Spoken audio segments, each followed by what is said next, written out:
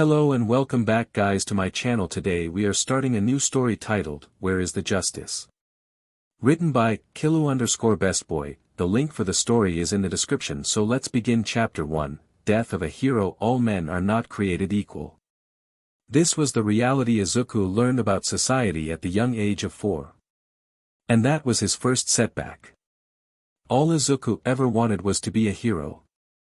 Even when he was pronounced quirkless, he didn't give up on his dream. He was still confident that his lack of quirk would not stand in his way. He made up for it with his intelligence and analytical mind. He would watch heroes fight and take notes on them and their quirks, their strengths and weaknesses, their fighting style and support items, and even had suggestions for improvement, ways to counter their drawbacks, and possible gear. Izuku was a hero fanboy all the way. But his favorite by far was the symbol of peace, the #1 hero, All Might. What he wouldn't give to become just like him, like he and Kaken planned since they were toddlers. He would now laugh at his younger self's hopes and dreams. But let's take the story from the beginning. Izuku was rushing through the crowd. A huge villain was going rampant on the rooftop of Tetsuin Station. They were screaming and tearing down power lines, causing them to fall near the civilians that had gathered in the area. Just as one of them was falling, Death Arms rushed in and stood underneath and caught it with his bare hands. Izuku had already filled a few pages in one of his hero analysis for the future notebooks with information and thoughts about the punching hero. There were a few more heroes at the scene, like the rescue specialist Backdraft, and Kamui Woods, who was the first to attempt at restraining the villain. Izuku made his way to the front to have a better view. Just as the hero unleashed his ultimate move Lacquered Chain Prison, a female voice echoed, followed by a huge woman rushing to the scene, pronouncing the move with which she kicked the villain, causing him to fall from the bullet train station and onto the ground. The woman, who stood taller than 20 meters, turned to the highly surprised journalists present and announced her debut as the new hero Empty Lady. Izuku had already taken his notebook out of his school bag to take notes. Gigantification was an amazing quirk, and she would certainly become a popular hero, but she would cause a lot of damage to the city. She had already destroyed part of the road where the villain she took down crashed, and she didn't seem to care for the consequences of her quirk, in favor of a dramatic entrance for her debut. That could have easily ended up hurting civilians, and even kill them, were they unfortunate enough to stand closer to the scene. Did she prioritize appearances over safety? Why would, hey, wait, you're taking notes. You want to be a hero. A man cut his train of thought. Izuku was probably mumbling again, and the man had heard him analyzing the new hero. That's great. You can do it. He gave Izuku a thumbs up, which made him light up. Not many people thought he could be a hero. He didn't know Izuku was quirkless, of course, but the boy still cherished the rare moment of bliss. Yes. I'll do my best. Since you're all third years, it's time for you to think seriously about your future. The teacher was talking about the students' careers, but Izuku wasn't paying much attention. He already knew what he wanted. So, instead, he was filling his notebook with observations about the new hero. I'll pass out handouts for your future plans now, but you're all, he paused before throwing the papers to the air, pretty much planning to go into the hero course, right? The classroom erupted to cheers. The teacher was praising the students for their amazing quirks, and supposedly scolding them for using them in class, but Izuku remained silent. He generally tried to stay as unnoticeable as possible during school. Everyone knew about his quirk status, and didn't hide their opinion on it. Sensei. Don't lump us all in the same group, Kaken, his childhood friend and current bully exclaimed. He was leaning on his chair, his legs crossed on his desk, grinning. I'm not gonna be stuck at the bottom with the rest of these rejects. That was uncalled for, Katsuki. Yeah. You should all shut up like the extras you are. Kaken exclaimed at his classmates' reactions. Oh, if I remember correctly, you want to go to hi, right, Bakugu, the teacher asked, earning surprised exclaims. The national school. It was in the top 2% this year, you know. Their acceptance rate's always really low, too. That's exactly why you guys are just extras. Kaken dramatically jumped and stood on his desk. I aced the mock test. I'm the only one at this school who could possibly get into you, eh? I'll definitely surpass All Might and become the top hero. Kaken may be arrogant, but he worked really hard to achieve his dream. He and Izuku had the best grades in their class, but surpassing All Might was a bit of a stretch.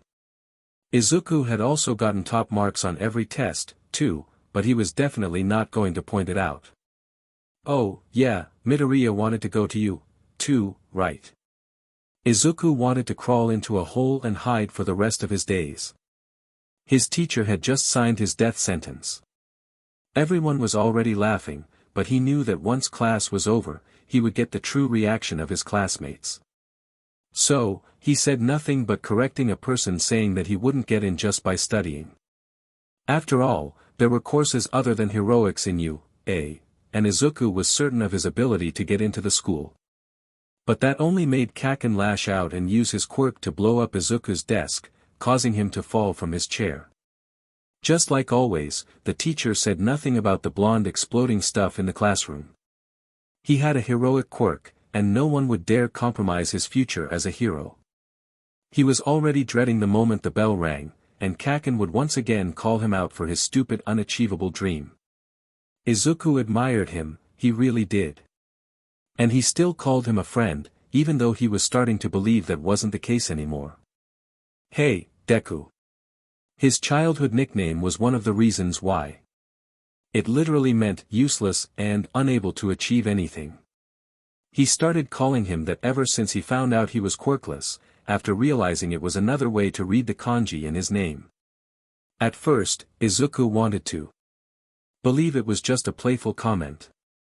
But as they grew older, Kaken had incorporated his distaste for him to the name, making Izuku doubt he still used it as a friendly nickname, if he ever did. You're below the rejects. You're quirkless. How can you even stand in the same ring as me? Izuku wanted to defend himself. Tell his bully friend that he wasn't trying to compete with him, or anything. That it was his dream since he was little, and that it wouldn't hurt to try. But deep down, he knew any effort would be futile.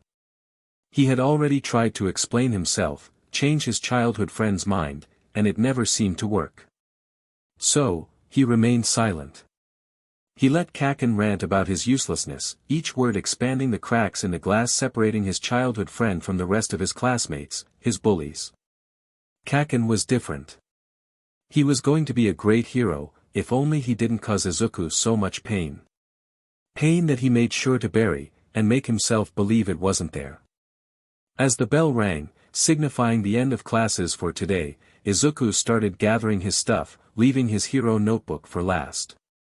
Before he had the chance to put it away in his backpack, someone grabbed it from his hands. Said someone was Kaken, of course. We're not done talking, Deku. Katsuki, what's that? One of his lackeys had waited for him and approached them, two others following him. Ha! Hero analysis for the future, he snickered, the lackeys already laughing. Give it back. Kaken didn't give it back. Instead, he used his quirk to blow it up, and then proceeded to throw it out the window. He didn't give Izuku a chance to complain as he started one of his usual speeches. Most first-string heroes have stories about them from their school days. I want the shine. I want the shine of being able to be called the only student to make it into you, from this mediocre city junior high school. I mean, I am a perfectionist. He had the audacity to look timid about it. So anyway, he said, as he casually placed his already smoldering hand on Izuku's shoulder, don't apply to you. Nerd. He kept his hand a little while longer, making his point, and made his way to the classroom's exit. The glass cracked a little more. He had used his quirk just enough to not sound an explosion, but it still hurt. Just like every other time he had burned him.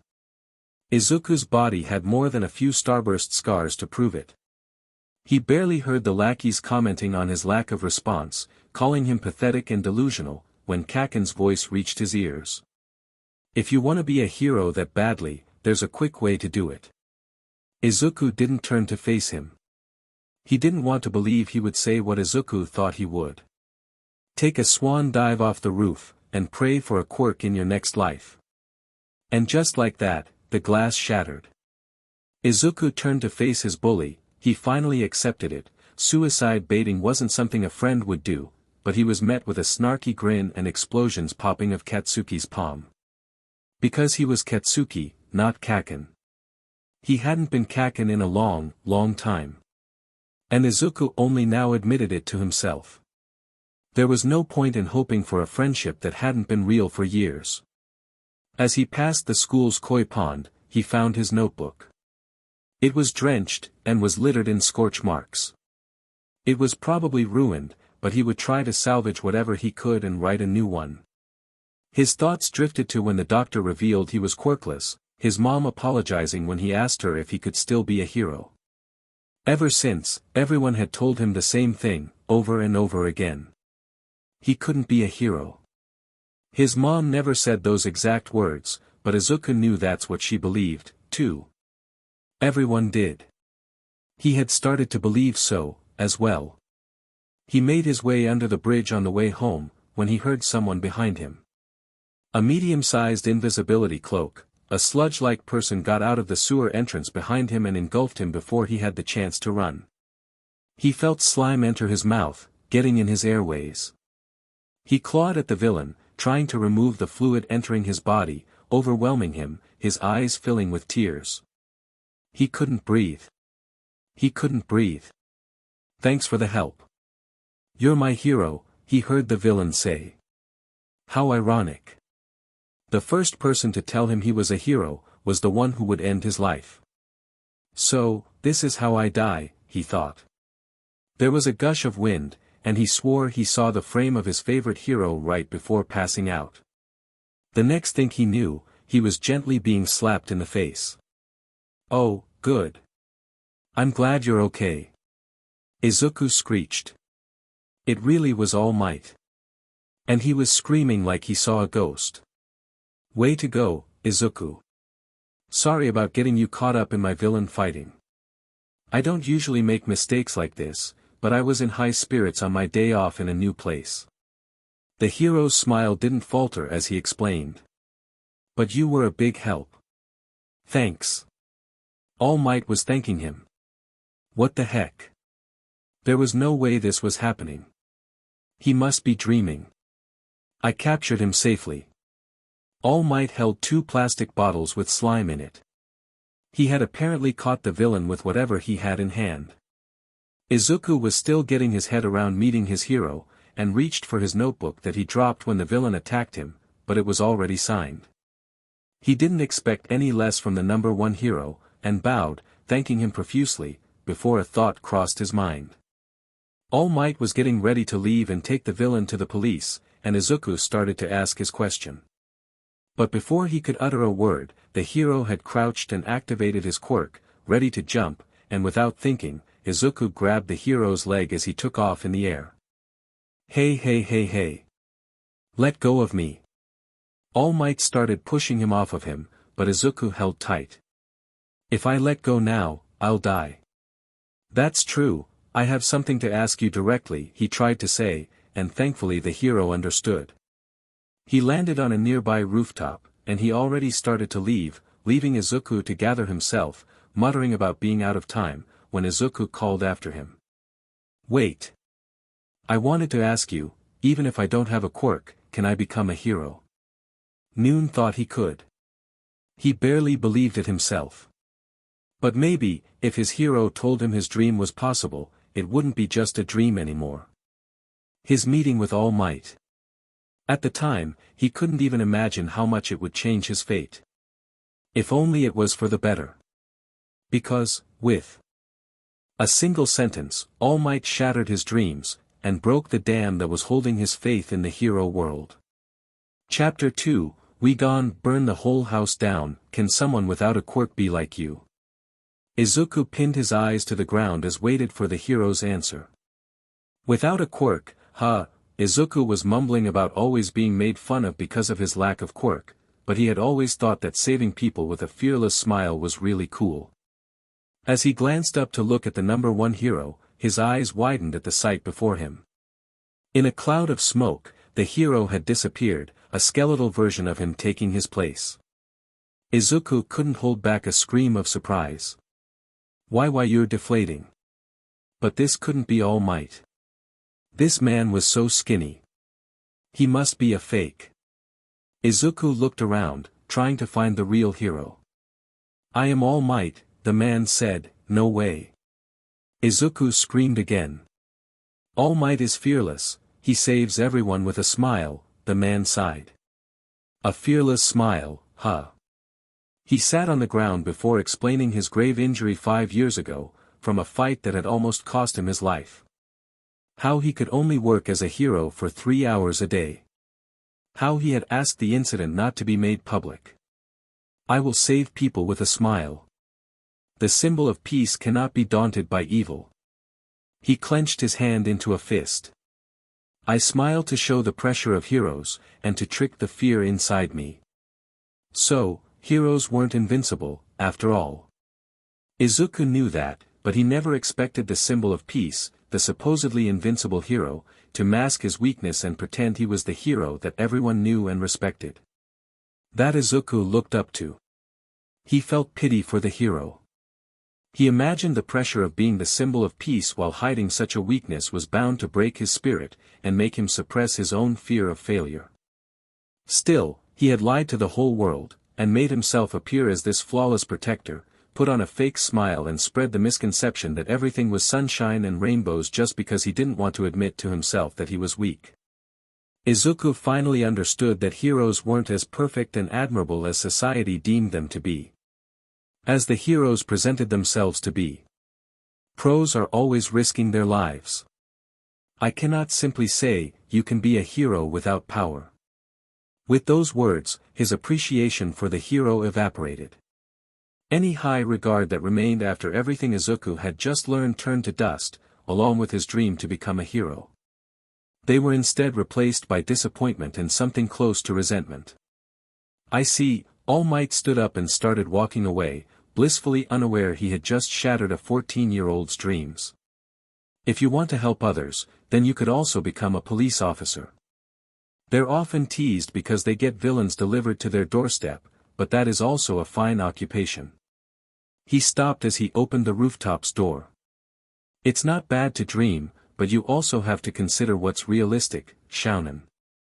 Those were his last words to Izuku as he closed the door, leaving him alone on the rooftop. Before Izuku could process the fact that a hero just left a child, and a victim of a villain attack just minutes before, alone on a rooftop after telling him to be realistic, he heard a loud bang a few blocks over. He instinctively ran to the exit, wondering what hero would arrive at the scene, before All Might's words echoed in his head. I cannot simply say, you can be a hero even without power. He slowed down to a walk, and made his way out of the building. He walked towards his apartment, his scorched notebook in his hands. He started to leaf through the pages, reaching his newest entry on Empty Lady, and All Might's autograph, while the words of his teacher and classmates played in his mind. He still can't face reality, even though he's already a third year in junior high. It's time for you to think seriously about your future. You also have to consider what's realistic. All Might's advice really stuck with him. Whoever had said, never meet your heroes, was absolutely right. Izuku almost wanted to have remained blissfully unaware of the faults of the hero world. Almost. He was surprised to notice he hadn't cried at all, after his dreams were crushed. For the crybaby he had been since he was born, it was strange that he hadn't shed a single tear today. It was nice, being in control of his emotions for once. He supposed this entire experience had actually benefited him in some way. He contemplated the reality of hero society, how broken it was. His mind wandered to details he had gathered and chose to overlook, the fanboy he was. Used to be. Endeavor, for example. He was the number 2 hero, and yet he had the highest kill to capture ratio in the whole country. There was also an old news report stating his eldest son had burned up in a quirk accident, but no details were ever revealed. The Hero Commission had covered the whole incident up and it was never talked about again. The HSPC was sweeping under the carpet secrets they didn't want the public to know about, like All Might's injury. The hero hadn't said so, but there was no way they didn't know about it. Izuku wondered what else the commission had been concealing to keep up their facade of their perfect little system, with their perfect little heroes. Izuku then had a thought he'd never imagined would ever cross his mind. If his dream to become a hero was impossible, and the system was as defective as he was sure he would find proof of if he dug a little deeper, then he would try to change it, instead. His thoughts were interrupted by nearby screams. He noticed smoke and explosions sounding from where he had heard the villain attack earlier. He had walked towards the scene without even thinking about it. His fanboy habits would die hard, he figured. Still, he was curious, so he made his way through the crowd to the front, to get a better view of what was happening. The place had caught fire, and there were a handful of heroes in the area, trying to put out the flames and keep away the civilians. That's when he noticed the sludge villain that had almost killed him earlier. Hadn't All Might captured him? Did they get away? Oh, no. Did All Might drop him when Izuku had clung to his leg? In that case, this was Izuku's fault, wasn't it? But, wait, why weren't the heroes doing anything? There were so many of them there. Empty Lady, Death Arms, Kamui Woods. Why weren't they attacking the villain? His questions were answered when he heard a civilian saying the villain had caught a middle schooler, and that it had been like this for a while. What the heck? All the more reason for the heroes to rush in and help them. They were definitely suffocating, just like Izuku had been only a little while ago. Wait, All Might would have definitely arrived at the scene before Izuku. Where was he? Why wasn't he doing anything? Izuku looked through the crowd and spotted the hero in the back, in his skinny form, watching the scene with horror. Izuku was filled with anger. He was just standing there, doing nothing. Why? Because he wouldn't be able to keep his buff form for long. He was letting a kid suffocate, just to protect his secret. The guilt over the villain getting away was overshadowed by anger and disdain. An innocent person would die, just to keep up the facade of the invincible symbol of peace. How dare he? How dare the heroes not even try to do something, anything? Pathetic. They were all pathetic. He was looking around, hoping maybe someone would step in, when he caught the victim's eyes. Red eyes, wide with fear, were looking back at him. And he recognized them. Of course he did, he would recognize those piercing crimson irises anywhere. Without any hesitation, he was already running towards Katsuki. He couldn't just sit there and do nothing, like All Might was doing. He wasn't like any of those heroes present. Said heroes were shouting at him to stop, but he didn't listen. He wouldn't let his childhood friend die. They may not be friends anymore, and Katsuki may be his bully, but right now he was a victim, in need of rescue. And Izuku was going to help him, any way he could. His mind ran 1,000 miles per hour trying to find a way to free Katsuki from the villain's grasp. He mentally skimmed through his 13 notebooks worth of information about heroes as he ran. The villain's eyes locked on his own. His eyes. They were the only solid part of his body, so Izuku took his school bag and threw it at the sludge with all his might.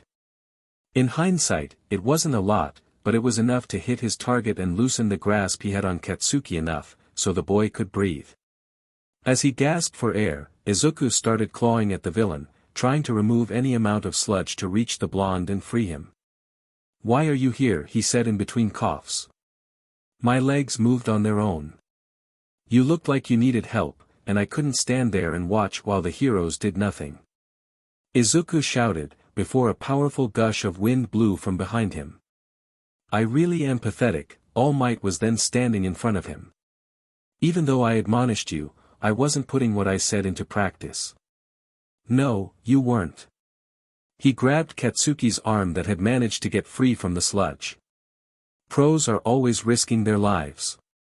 Only after a middle schooler runs to save another, risking his life while you did nothing, apparently. Detroit Smash. All Might punched the air with such force, it blew the villain away from Katsuki, whom he was holding tight. The silence that followed was interrupted with the sound of raindrops falling. The wind pressure must have been so high, it created an updraft, forming clouds that poured a significant amount of rain. Izuku was still amazed, despite his disdain. But the hero was almost too late. And he would be if Izuku hadn't stepped in. But no one acknowledged his part. Instead, the crowd started praising All Might and how amazing he was. They received his signature smile, and journalists started surrounding him, asking questions and taking pictures. While the heroes collected the scattered sludge and safely delivered it to the police, Izuku was getting scolded by Death Arms and Kamui Woods. Geez, there's a limit to how rash you can be. There was absolutely no reason for you to put yourself in danger. There was every reason to do so. The heroes had been doing nothing. Instead of voicing his thoughts, Izuku stayed silent. He glanced at Katsuki, where other heroes were praising him. What the F? The word felt foreign, even in his head. He wasn't accustomed to cursing, but F was describing his thoughts fairly accurately. That was amazing toughness. And that quirk. The F, seriously, Katsuki should be getting scolded, too. Yes, he was trying to escape, but with his explosions he had lit the whole street on fire, and could have easily hurt someone. Why was only Izuku getting reprimanded? Was it because he didn't use a quirk? Because he was quirkless? Why was he even asking? Of course it was. As if he needed more confirmation that he would never be a hero. Not that he wanted to, anymore. Once you're a pro, please come to my agency. You'll definitely be an excellent sidekick. Ha, as if Katsuki would ever settle with being a sidekick. Speaking of, he was now looking at Izuku with a weird expression on his face, a mixture of anger, embarrassment and something else Izuku couldn't put his finger on. As Izuku walked home, he heard his terrible nickname from behind him. Deku. He turned around, and saw Katsuki running towards him. After he stopped in front of him, and caught his breath, he clenched his fists. I never asked you for help. Izuku mentally rolled his eyes. Sure, you didn't. And you didn't help me. Got it. He was now shouting at Izuku, who stood there with a neutral expression on his face. I was fine by myself. Sure. You're a quirkless failure playing without a full deck. Don't think you can look down on me. Are you trying to make me owe you? Don't look down on me. You DMN nerd. Before Izuku had the chance to respond, he turned around and walked away. Izuku frowned. Look down on you. I never, oh, he thought. So that's what it was. The blonde always acted so full of himself, but now he understood. Katsuki was masking an inferiority complex with tough words and violence, and used Izuku's quirklessness as an excuse. Well, wasn't that ironic? Izuku had always looked up to Kaken, since they were kids. Even when he started hurting him with his words, and his quirk, he still thought Katsuki had the potential to be a great hero, and he aspired to be like him. Not anymore, though.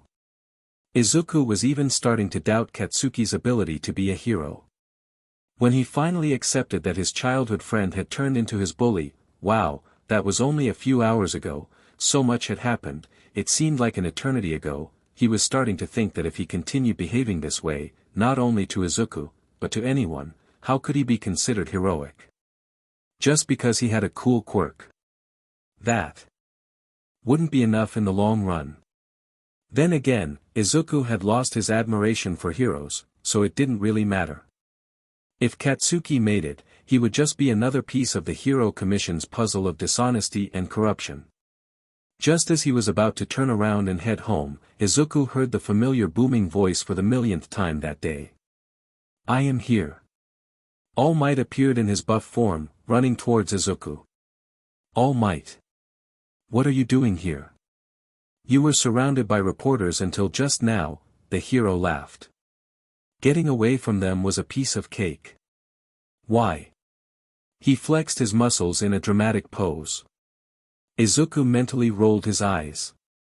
He was kinda surprised to see how quickly his enthusiasm for the man had dissipated. Because I am All Might dash, before he could finish his sentence, he deflated into his skinny form. After he cleaned after himself, he took a serious expression. Shounen, I come with thanks, a correction, and a suggestion. What? Even if Izuku was intrigued, he was fairly sure he didn't want to speak to the hero ever again. If you hadn't been there, if you hadn't told me about your life, I would have turned into a guy in a bodysuit who was all talk. What was he talking about? Thank you. Oh no, please don't. It was my fault in the first place. Izuku was feeling like scolding the man, but instead, he decided to continue playing the part of the little helpless kid with zero self-esteem. The last part wasn't a lie, but if he was going to change the broken hero system, he could use the cover of a fragile middle schooler. He only had to pretty much act like he would have before his whole world had come crushing down. I got in the way of your work, and I said all those impertinent things even though I'm quirkless. He kept his gaze downwards, and held the straps of his backpack. That's right. Thanks, that's so kind of you. It was because it was none other than the timid, quirkless you at the scene, that I was able to act. Glad to be of service. Wait, what? Izuku looked at All Might with a surprised expression on his face. Top heroes have stories about them from their school days. Most of the stories have one thing in common. Their bodies moved before they had a chance to think. Wait, Izuku thought, is this going where I think it is? His eyes started watering for the first time today. For some reason, he remembered his mother's apologies, when he had asked her if he could be a hero. That was true for you, too, wasn't it? Yeah, he managed to get out. He was full on crying, and cursed his tear ducts for once again working excessively without his permission. That's not it, Mom, he thought. Back then, what I wanted you to say. The words I wanted to hear were, you can become a hero. Even though he had decided that wasn't what he wanted anymore, hearing those words, the words that he had longed all his life to hear, felt like a stab in the gut. Just when he had finally given up on his former dream, his childhood hero was hurting him in a way he had never thought possible. Izuku cried with frustration and pain, that he hopefully passed off as happiness and relief. He felt as if the hero was trying to apply duct tape to the dam that he had broken, but was unaware he was too late. The water had already gotten through, and Izuku's respect had drowned along with his ambitions and faith. In another universe, maybe this was a dream becoming reality. But for Izuku, here and now, it was one of the most painful moments in his life. By the way, this is the story of how he became the greatest villain. Chapter 3, This is how villains are made, you are worthy to inherit my power. Ha! Izuku looked up to the hero. His surprise cut his sobs like a knife. Inherit your power. All Might burst into laughter. What's with that face? It's just a suggestion. The real show starts after this. He walked closer to the boy. Listen, Shounen. You need to decide whether or not you will accept my power, he exclaimed, pointing a finger at Izuku. What power? What was he talking about? I'm talking about my quirk, Shounen, All Might said, as if reading his thoughts. The tabloids called it superhuman strength, and a boost, and I constantly dodged the question during interviews with a funny joke. That's right, Izuku already knew that. He had spent quite some time trying to figure out his quirk, but in the end, it didn't really matter to him. And now, it looked like he was going to get an answer. Because the symbol of peace, All Might, had to be a natural-born hero. Bullshit, Izuku called. Wow, he was on a roll with cursing today. But, Shounen, I will tell you the truth. The hero dramatically opened his arms and looked at the sky. My quirk was passed on to me like a sacred torch. What? It was passed on to you. That's right. And next, it is your turn. He was still looking at the sky for some reason. Wait a minute. It's true that your quirk is something hotly debated as one of the world's greatest mysteries. So much that not a day goes by when I don't see someone talking about it online. But, well, I don't really understand what you mean by inheriting or passing on a quirk. Izuku had entered mumbling mode. I've never heard of anything like that before, and it's never even been conjectured in the debate. Why is that? Is it because since the dawn of history, a quirk like that was never confirmed? You always start with denial, huh? All Might cut him off. Nonsense. What? I may hide a lot of things, but I don't lie. The power to transfer power, that is the quirk I inherited. Huh? How? Why? Where did super strength come from, then? Did it stack the power of all the previous holders, making each successor more powerful? Izuku had so many questions. His obsession with analyzing quirks and curiosity were getting the better of him. I was crowned with one for all. One for all. That's right. One person cultivates the power, and passes it on to another person, who also cultivates it and passes it on. It is the crystallization of power that spins together the voices of those who need help, with a courageous heart. Well, that sounded a bit dramatic, in Izuku's humble opinion. He also thought it was stupid, keeping his quirk such a mystery. He could just say he had enhanced strength and durability or something. It was like he wanted people to look more into it. That would just make it more likely for this information to fall on the wrong hands. Speaking of, did the hero make a habit of talking about his greatest secrets to random people, or was it his first time? If it was, he was doing fantastic. Why do you want to give me something so great? And more importantly, who the F gave one of the most powerful quirks in history, that could apparently be transferred? He would have to look into that, to a random 14-year-old who they just met, and didn't even know their name. That was so irresponsible. I have been looking for a successor. And then, I thought it would be all right for you to inherit it. Oh. Oh. So, that's how it was. He was offering Izuku his quirk so he could be his successor. A hero. Which meant, he thought Izuku could be a hero, but only if he got some super strong quirk like his own. Because Izuku, as he was, quirkless and weak, wasn't enough.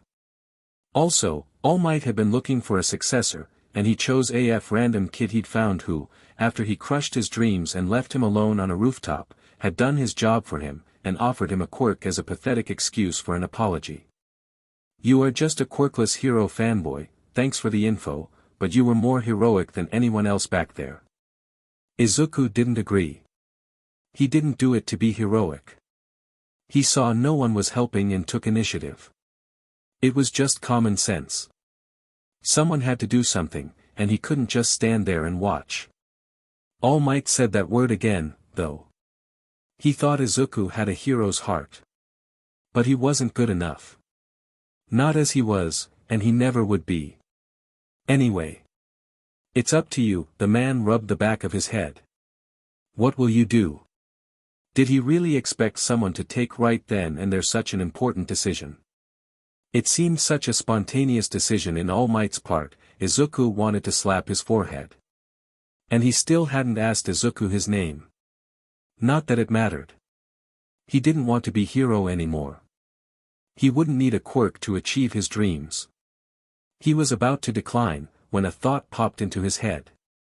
What if, in his efforts to bring down hero society, he had one of the most powerful quirks ever recorded? Quirks were tools, after all. It would be a great addition to his arsenal against the system. And the irony. Using the number one hero's quirk against the heroes. Oh, that was perfect. He hid the feral grin that tried to form on his lips, and instead forced his face to make the most determined expression possible. I'll do it. An immediate reply.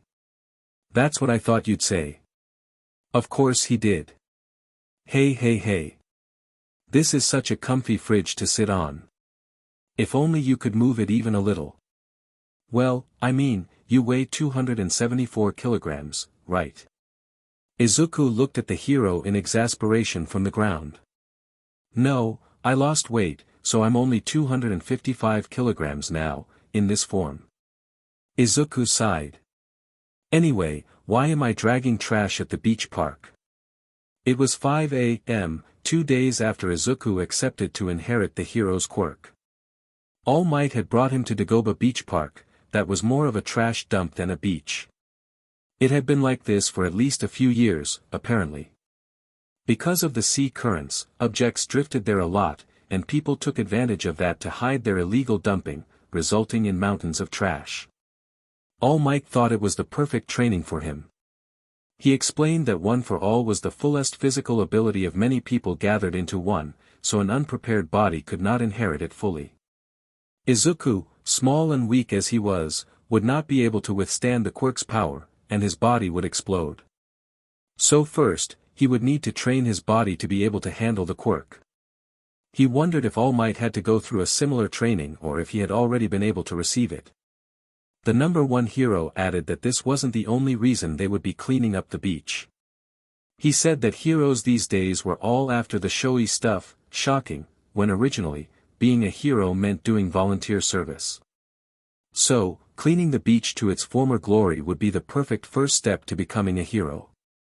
Even though Izuku wasn't interested in showing the world what a wonderful and selfless hero in the making he was, he did wonder what the coast would look like without all the rubbish that had built up over the years.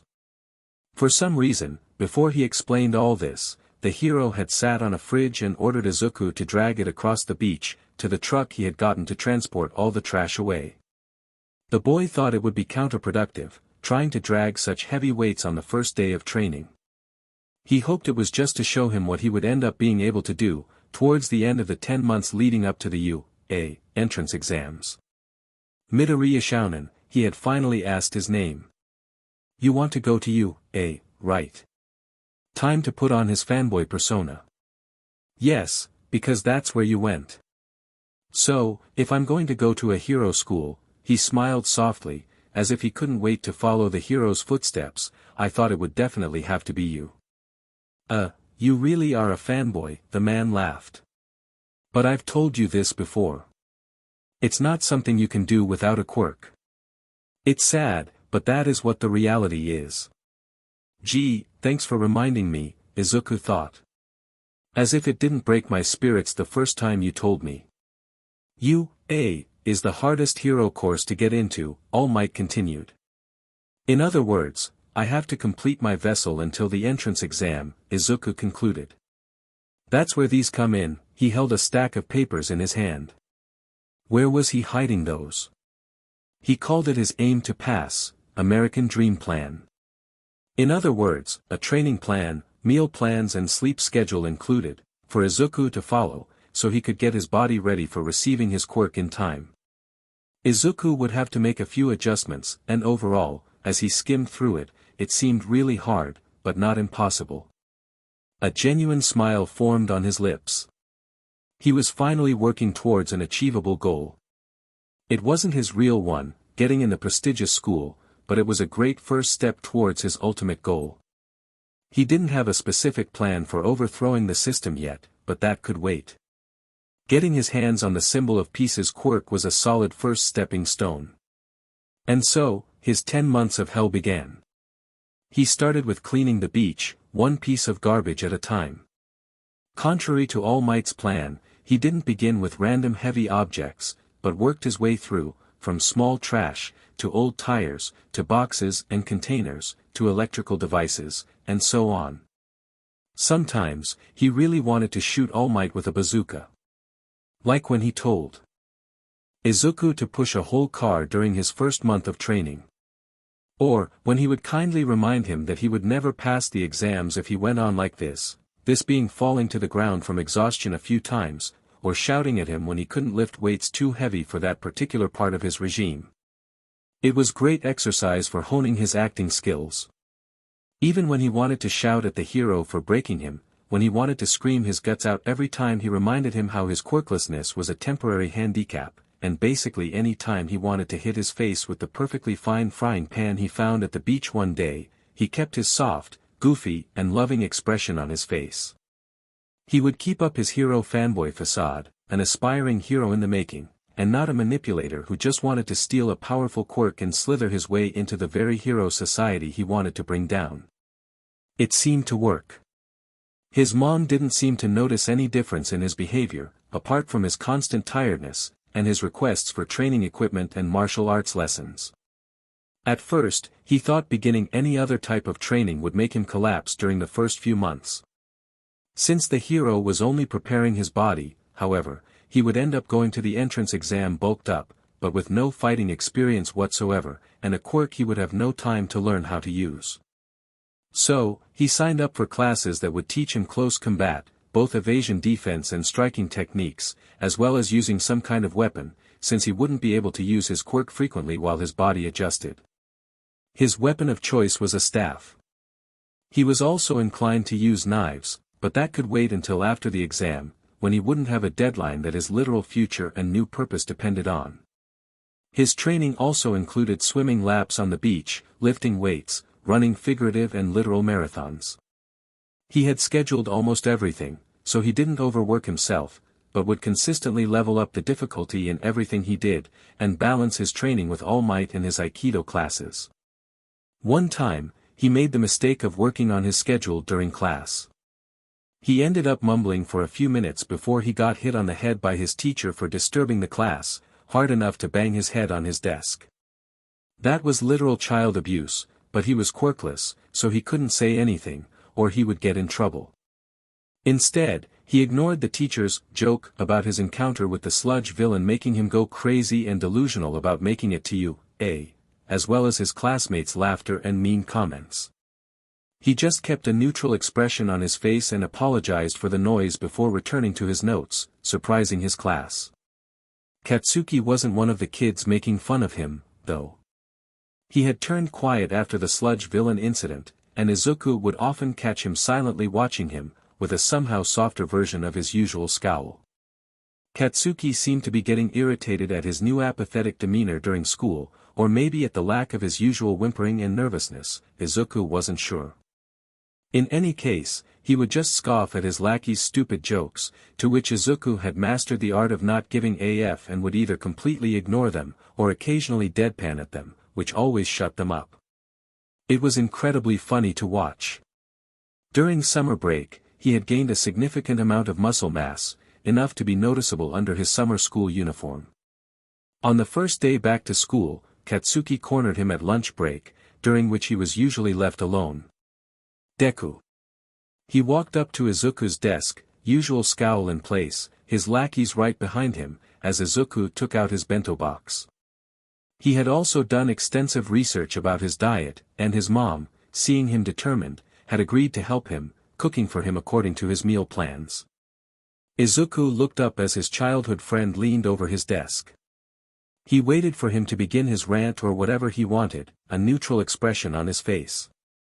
"What, you think you're too high and mighty to answer me, nerd?"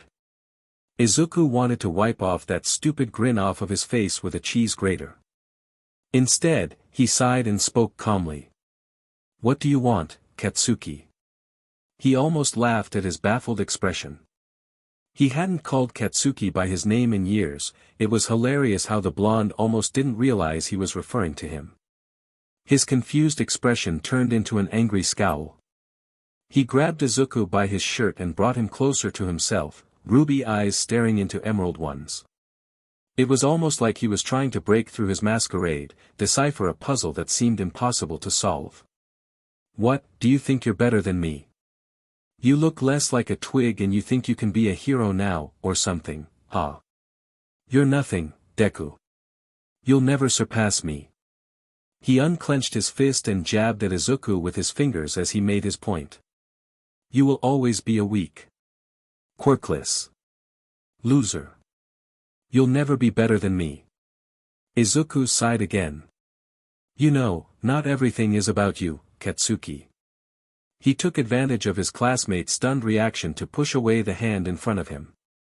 He gathered his stuff and hung his new dark green backpack on one shoulder, his bento in his hands. Katsuki was obviously trying, and failing, to find something to say, opening and closing his mouth like a fish. A snort almost escaped Izuku's lips. "Excuse me," he said as he got past the other boys and made his way to the roof, so he could eat his lunch in peace. As the entrance exam date grew closer and closer, Izuku got increasingly stronger and more confident in his combat skills. He was a quick learner, and he became steadily more dexterous with his staff. On February 25th, the day before the exam, he took his last trip to the beach. He had already cleared the part of the coast All Might had instructed a couple of weeks ago, but he wanted to finish what he'd started. He stayed up until 1 a.m., leaving only a couple trash for tomorrow. He had agreed to meet All Might there, at 6 a.m. sharp, so he could receive his prize for his hard work, and he wanted to get a good night's rest. He couldn't afford messing up. Dagobah Beach was completely cleared before sunrise. There wasn't even a speck of dust left. Izuku felt proud of himself. Not only for that, but for everything he had achieved over the last 10 months. And he would make sure they paid off. He was sitting on top of the last pile of trash he had made the last few days, admiring his work, when he heard All Might's footsteps behind him. He didn't turn to greet him, instead he closed his eyes and felt the breeze on his face. After a long, long time, he felt peaceful. All Might audibly gasped. "He even cleaned outside of where I told him to. He finished at the last minute. More that perfectly." Izuku, instead of replying, jumped down from the trash pile and onto the sand. "Oh my, oh my, oh my goodness," the hero exclaimed in English, turning into his buff form at the last word. Izuku mentally rolled his eyes. His lips curled up into a small smile, almost genuine. "All Might. I did it. I did it. Yeah, you surprised me, you entertainer." "Teenagers are amazing," the hero said, whatever that meant. "Here, take a look." He brought his phone to Izuku's face. He was showing him a picture he had taken on the first day of training. Wow, he really looked different. He had doubled in size, and grown a few centimeters taller, too. "You did good, you really did." Izuku didn't really care for the hero's approval, but he was still proud of himself. "The mirage of it is finally just barely visible, but you have certainly become a suitable vessel." Izuku supposed this should be a heartwarming moment, so he shed a few tears and mumbled about how blessed he felt. "We'll have to fix those leaky eyes of yours," All Might patted him on the back. Izuku had already fixed that, if that meant being in control of his emotions and the way he chose to express them. As if proving it to himself, he wiped his fake tears and gave the hero a warm smile. He found it so irritating, how All Might would say such things, insulting him for everything he used to be, and still presented himself as, with the same smile that he saved people. Like he had saved Izuku. But no one had saved him. Izuku had saved himself. He had pulled himself away from the charade they called Hero Society, and could finally see the world as it truly was. "Now, it's time for the award ceremony, Midoriya Izuku." "Yes, sir." All Might plucked a hair from his head and held it in front of him. "This is something I once said, something that you receive because you're lucky, and something that you are given because you are recognized or different in essence. Take that to heart. This is the power that you earned because of your own effort." Izuku pretended to be inspired by his speech, and braced himself to receive one of the world's strongest quirks, while All Might held the strand of hair in front of Izuku. "Eat this." Ha! Chapter 4, Wolf in Sheep's Clothing. It doesn't really matter what it is, as long as you take my DNA. All Might rubbed the back of his head, his demeanor far different from his, "I'm giving an important inspiring speech" act, just a few seconds ago. "What?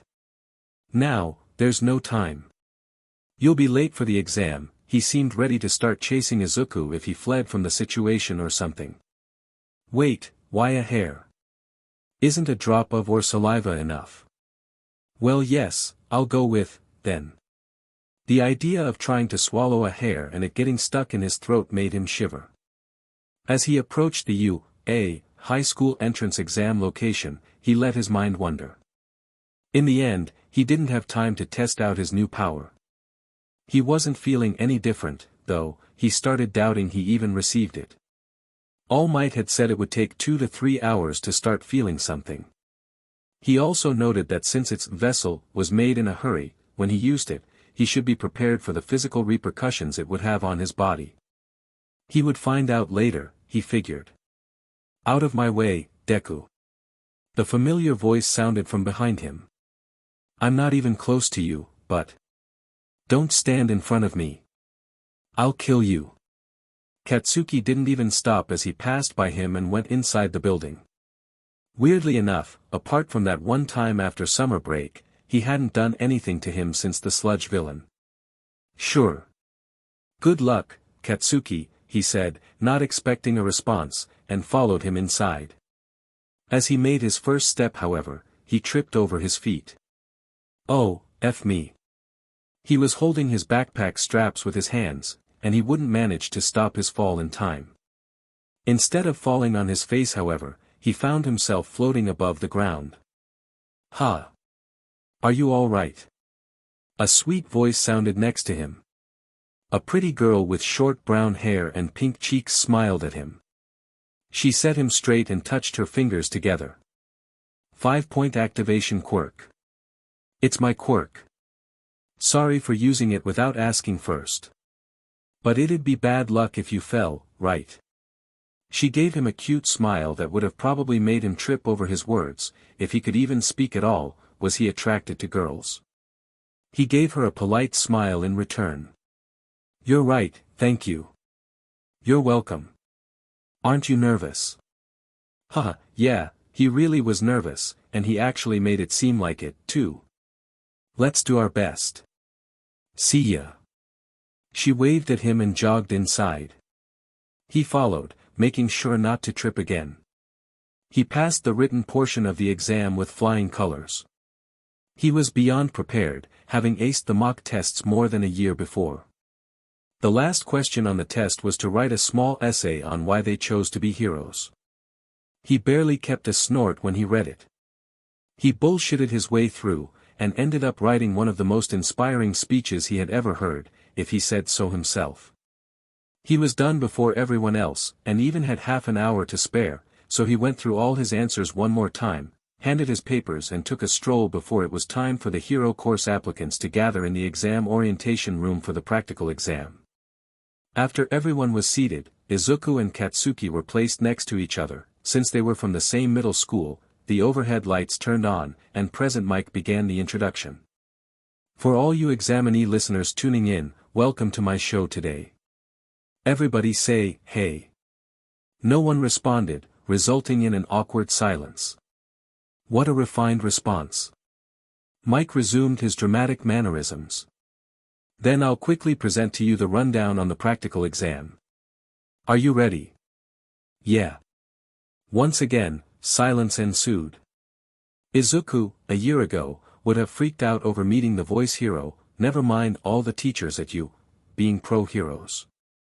As he was, though, he watched the hero explain the rules of the practical exam with a neutral expression, while feeling Katsuki's piercing gaze on him. The exam consisted of a 10-minute mock urban battle.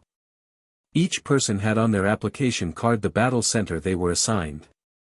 In other words, they won't let you work with your friends, huh? Katsuki surprised Izuku when he pointed out they were stationed in different test locations. Friends. Izuku hummed instead of providing a response. They were all free to bring whatever items they wanted. Izuku had brought his steel staff with him, which was retractable and could fit in his backpack. His sensei at the martial arts center had gifted it to him, after seeing all his hard work and resolve, along with its case that he would hang on his back. He had submitted his weapon along with his application a couple months ago, just to be safe, and got it approved. Mike proceeded to presenting the different types of faux villains robots and the point system. Your goal, dear listeners, is to use your quirks to earn points by immobilizing the faux villains. Use your quirks, huh? That was just plain quirk discrimination. What about quirkless people, or people with a non-combat type of quirk. They would be at a huge disadvantage. Izuku figured, since the exam was battle-oriented, there should be another way of awarding points, like for helping people. If not, he would be even more disappointed in the system, and the bar was already below the ground. He didn't have his hopes up, but he would still help whoever needed it. Of course, attacking other examinees and any other unheroic actions are prohibited. Mike pointed out. You hear that, Katsuki? Attacking other people is unheroic. Get that through that thick skull of yours. Izuku glared at his childhood friend, as if trying to telepathically get his message through. A hand shot up from the crowd, accompanied by a loud and stern voice. May I ask a question? After being given the okay by Mike, the tall, blue-haired boy pointed his leaflet with details about the exam. On this printout, there are 4 types of villains. If that is a misprint, then you, the most prominent school in Japan, should be ashamed of that foolish mistake. Dude, chill, Izuku thought. It was obviously not a mistake. We examinees are here in this place because we wish to be molded into exemplary heroes. Izuku held back a snort. Sure. Subtle laughter echoed in the room. Okay, examinee number, how the heck did he know his number? Had he memorized everyone's ID? Impressive. Thanks for the great message, Present Mike continued. He provided a summary about the 0-pointer, and the boy thanked him with a deep bow. He was so stiff, almost like a robot. The voice hero closed his presentation with a quote a hero had said, that Izuku didn't bother listening to, before shouting you, S catchphrase. Go beyond, plus ultra. A small bus brought Izuku and other examinees to Battle Center B, after leading them to the changing rooms to put on their gym clothes. Izuku put his staff in its case on his back, and waited for Mick's signal to charge into the testing grounds. Among the students waiting with him, he spotted the nice girl who stopped his fall with her quirk, as well as the stiff dude from before. He had a feeling he would be seeing them often from now on. As soon as Mike said, okay, start, Izuku was running inside the testing grounds. It wasn't easy to get points. Izuku didn't have much experience with his weapon, and certainly not with a quirk, unlike every participant there.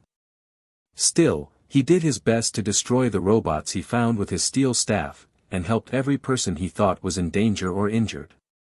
He couldn't do much without a first aid kit, but he knew enough tricks, spending most of his childhood being physically abused and all.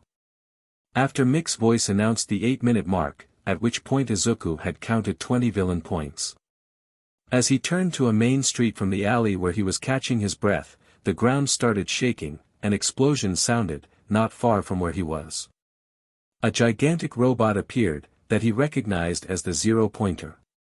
Recalling Mick's advice, he joined the other kids in the area running away from it. Before he could get too far, he heard a pained scream, and turned around instinctively. When he recognized the kind girl who helped him just hours before, he was running before he could even think about it. His mind conjured up the moment he rushed towards Katsuki, when he was captured by the sludge villain. While it seemed ages ago, even after all his hard work, he still ran towards danger, in aid of another. He was no hero, not then, and certainly not now. But he wasn't going to let that girl get crushed by a huge robot because the school didn't care to make the exam safe enough, so no one got seriously hurt. As he approached the 0-pointer, he felt a surge of power running through his legs. He had instinctively activated his quirk, and the next thing he knew, he was up in the air, facing the robot with his right fist pulled back, his legs screaming in pain. He focused his quirk's power on his arm, ready to punch the faux villain. He recalled All Might's advice for when he would use his quirk. Squeeze your buttocks, and yell this inside your heart, smash. Yeah, no, I'm not doing that, thanks. Instead, he let out a cry, he was in pain, and scared as F, and his fist made contact, causing the robot to fall back with incredible force, similar to the hero's power, and explode. As he plummeted towards the ground, he realized he had 2 broken legs and a shattered right arm. Using All Might's quirk should be able to help him land without dying, but right now his legs were dangling like cooked noodles. So those were the repercussions the hero was talking about. Well, that FSCKED. He was starting to freak out. He didn't know what to do to avoid getting squashed to the ground, and he had only one working limb. Wait, if he used a Detroit Smash, he had to come up with his own names for his moves, and aimed it downwards. He would have to get the timing right, or he would literally die. He drew his left fist back, and as he was about to activate One for All, he felt a slap on his face, and he stopped falling just above the ground.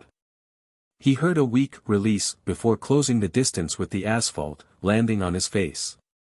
He barely heard the girl who just saved his life, and spared him from another shattered arm, throwing up a few meters behind him.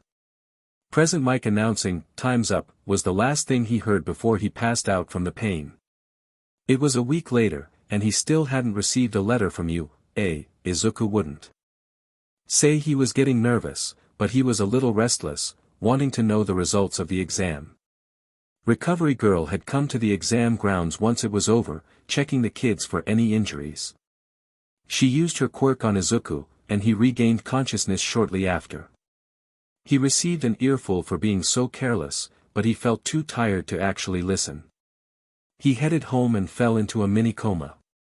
He still went to school the next day. He didn't want to worry his mom too much. All Might hadn't contacted him at all since then. Not that he was going to complain, but it was kinda weird. He thought he would at least ask him how he went, though, or congratulate him or something.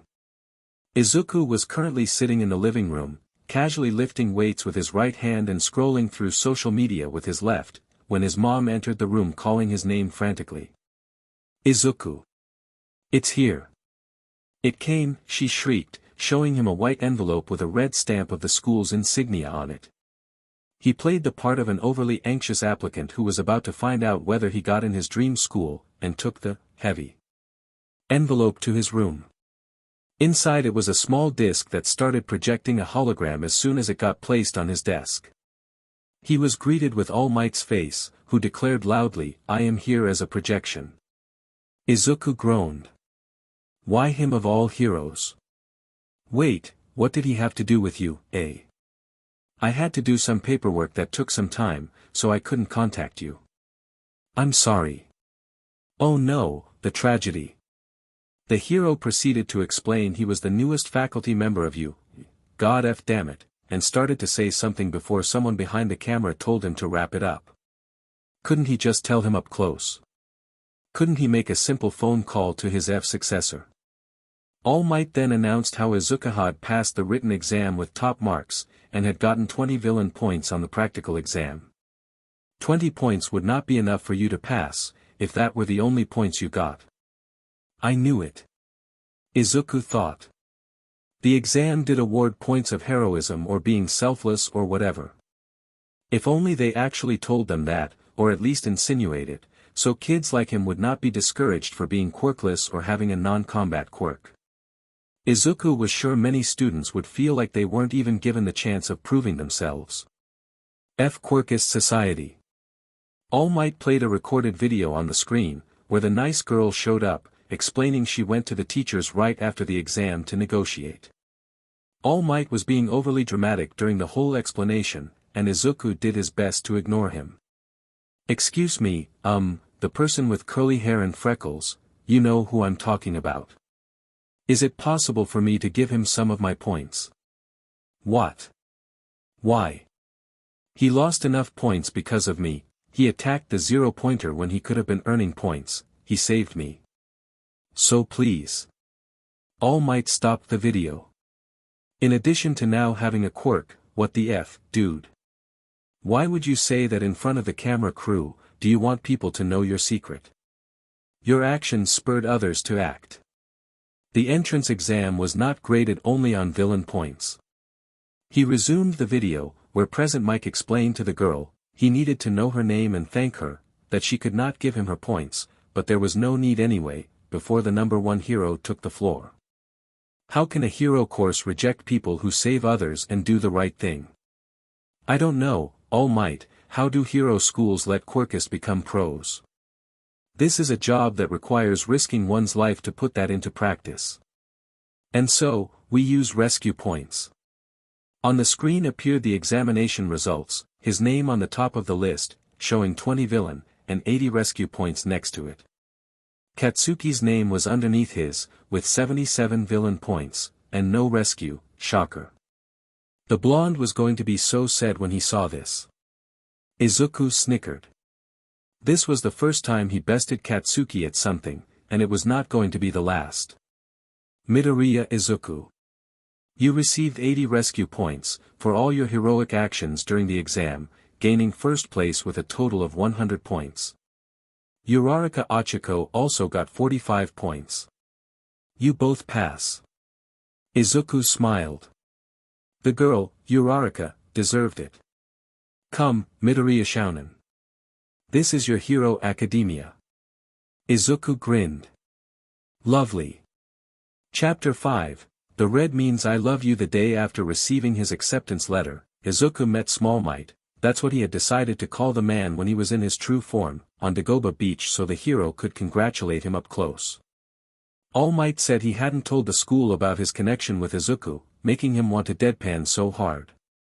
Not only did he literally say in front of the camera, now that you have a quirk, but there is something I must talk to him about, when the crew told him to hurry up, there was no way he could hide this from the staff. That man could not keep a secret for the life of him. And he definitely wouldn't be able to hide anything from the principal, a person, animal. With a literal IQ quirk, although Nedzu was probably already informed. It was futile trying to hide anything from him, anyway. When Izuku exclaimed that he was surprised to find out he was a teacher, All Might explained how he was offered the job while he was looking for a successor. But instead of a promising hero student, you gave your quirk to a random quirkless kid. Oh, I wanted to talk to you about something, Izuku said. My bones shattered when I used one for all. You knew this would happen, right? The hero rubbed the back of his neck. Well, yes, there wasn't any time. For a simple sentence. Sure. But it turned out all right, All Might. Izuku cringed. Right now, you're either at 100% or 0. But once you learn how to control it, you'll be able to adjust to what your body can handle. So, will you teach me to control it? The more you train a vessel, the more you'll be able to move the power freely, like this, he said, turning into his buff form and crushing a tin can with his fist. Of course, people noticed him, so, before Izuku could point out he didn't answer his question, he started running away. Izuku facepalmed, and ran after him. For the next few days, after school, Izuku would meet up with All Might for training. He had asked the hero for ideas so he wouldn't break his bones every time he used his quirk. The hero would insist on strengthening his vessel, but Izuku argued that he still would have to learn to activate and use just enough power, so that it wouldn't shatter his arms. So, apart from strength training, he would experiment on different techniques, trying to use only a percentage of one for all each time, but he couldn't make the surge of power stop. That's when an incredible idea formed in his mind. He figured, since he could only activate his quirk in its full power each time, if he, instead of focusing one for all in one place, he spread it out across his body, each part would be distributed only a percentage of its power, without being too much for his bones to shatter when he used it. And so, full cowl was created. Thus, he trained to keep one for all activated evenly across his body, rather than focusing on one section at a time. He quickly found out that by keeping it constantly activated, he wouldn't have to waste time rechanneling it from one part of his body to another, while also increasing his reflexes and maneuverability. He convinced All Might to add sparring in his training, so he could incorporate his new technique with his martial arts skills, and the hero was more than happy to teach him to fight. His weaponless fighting style would become a combination of Aikido and brute strength punches and kicks. Of course, he continued his Aikido training, and using the staff had become second nature to him. When he was researching various weapons he could learn to use, back when he first started training, he had been fascinated by knives, and now that he didn't have any deadlines, he had a bit more free time, so he took the opportunity to research how to use them. He started training on his own, looking at his notes and following tutorials on them, but he later found himself being taught by the most unexpected person. He was on his way home from Aikido class. He had stayed an hour longer, set on getting right the new move his sensei showed him with the staff, so by the time he got outside, it was already dark, a few dim street lamps the only source of illumination. Izuku had barely walked 2 blocks from the martial arts center, before he heard a cry coming from an alley just ahead of him. Confident in his fighting abilities and use of the staff he had on his back, he approached, prepared to fight if he had to. He stayed as quiet as he could, peeking in the alley to see what was going on, when he saw a blonde girl in space buns, around the same age as him, if her middle school uniform was any indication, getting attacked by a group of teenage boys. One of them was holding her against the wall, using a metal bending quirk of some kind to trap her with a metal pole he had wrapped around her. The boy next to him was making spider webs with his hands, and had used them to keep her mouth shut and her arms and legs pinned on the wall. The third one didn't have a visible quirk, but was holding a knife. The girl's cat-like eyes were wide open, and she was trembling with fear, thrashing against her restraints, her screams muffled by the thick web that covered her face below her nose. Izuku watched the scene, trying to form a plan to take her attackers by surprise and incapacitate them without putting her in danger. "You're not so scary without your knives, now, are you?" the one who had presumably taken her weapon, said with a stupid grin. "We thought we had finally gotten rid of you when you left." The spider web dude grimaced with disgust. "You seriously thought you could attack Saito like a monster and get away with it?" the one holding her with the metal pole questioned, closing his fists and tightened her restraints. The girl had tears streaming down her face, and was shaking like a leaf. Izuku quietly took the staff, his wooden one, that he used for training, out of its case and placed his bag on the ground before stepping closer. The butt with the knife got closer and towered over her. He was at least 15 centimeters taller, and in the dim lighting he seemed more intimidating than he probably was. "We're going to make you pay for what you did. Disgusting monsters like you should be punished." The boy had brought the knife to her cheek, but before he got to use it, Izuku had already come close enough to swing his staff in a reverse strike, hitting the boy on the right side of his head. The shock and pain made him drop the knife, and he stumbled sideways. Izuku gave him no time to recover, performing a cross strike on his head, effectively knocking him out. By the time he collapsed, the other two had come out of their shock after seeing their friend getting attacked, and the spider web dude pointed his palms at Izuku, and shot a concentrated cobweb at him. Izuku swiftly evaded the attack and swept him off his feet, knocking him to the ground, and used a downward move on his abdomen, before stomping his nose with his foot for good measure. As a loud crack echoed in the alley, the butt screamed and brought his hands on his bleeding face, but Izuku ignored him and focused on the third guy. The dude was obviously torn between keeping the girl restrained and letting her go to help his friends, but Izuku gave him no time to make a decision. He used a downward strike on his head, followed by an upward kick on his jaw, sending him tumbling backwards. He lost his balance and fell on his back, and Izuku used a final strike with his staff to him in the butt. Howled with pain, but Izuku didn't show any pity. He stared at him, his body relaxed, holding the staff loosely. "Leave." With that single word, the teenager got up and ran away clumsily, and the web dude and other guy, who had regained consciousness, were quick to go after him.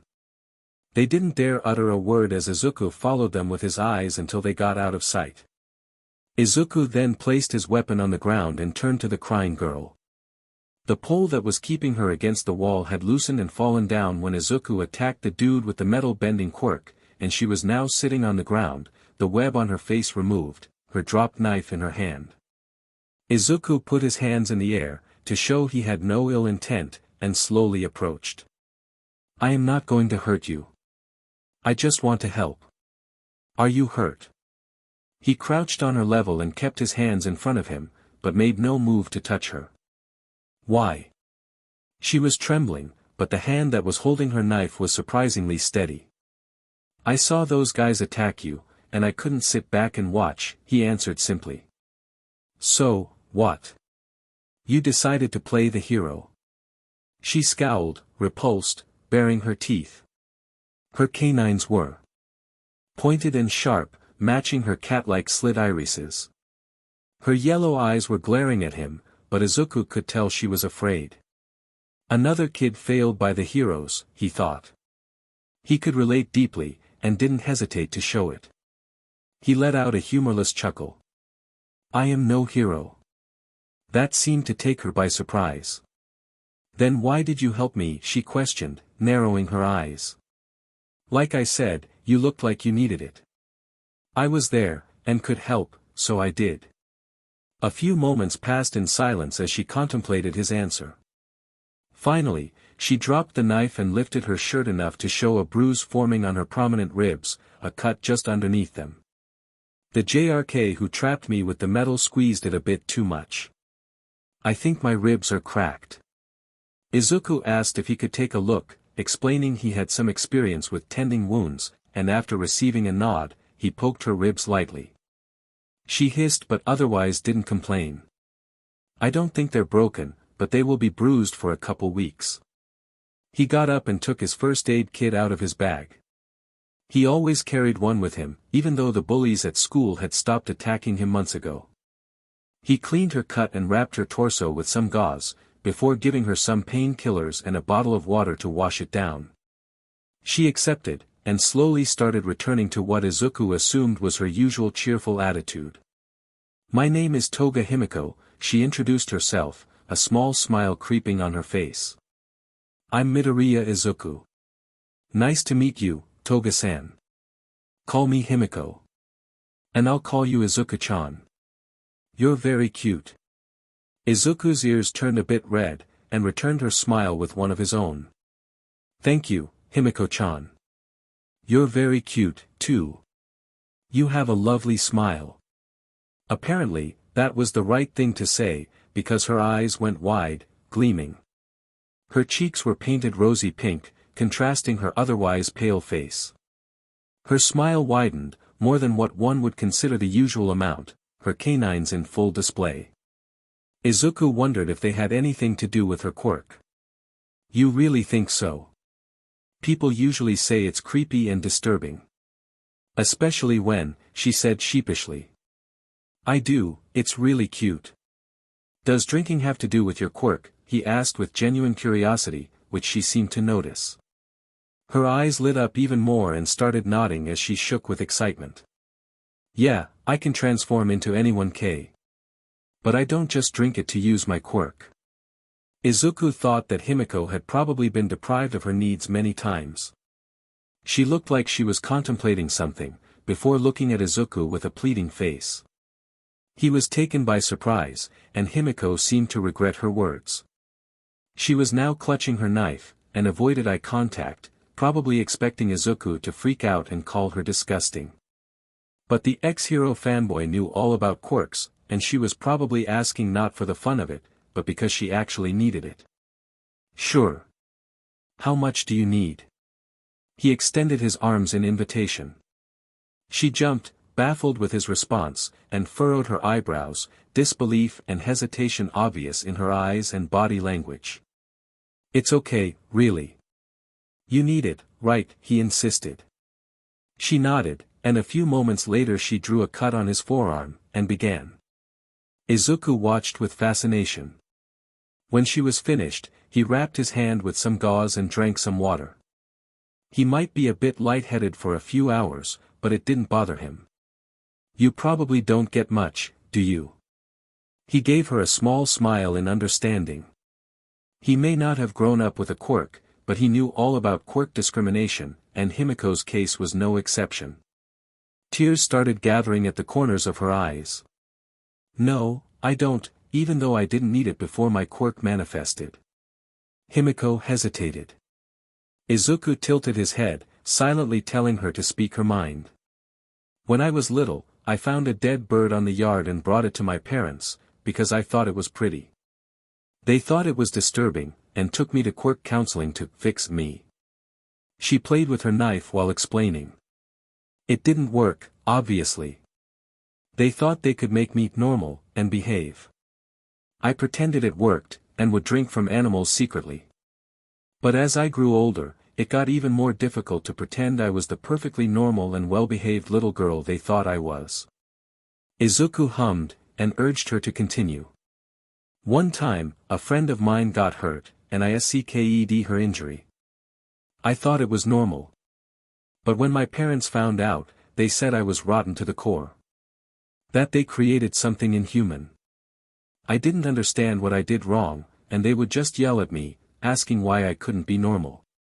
You did nothing wrong, Himiko-chan. You were just different from them. It's not your fault they didn't try to understand you, Izuku pointed out, brows furrowed. Even though he had long since accepted the injustice of their world, Himiko's words touched his heart in a way that made him resent it even more. He felt the urge to protect this girl, who was failed by society, and even her own parents.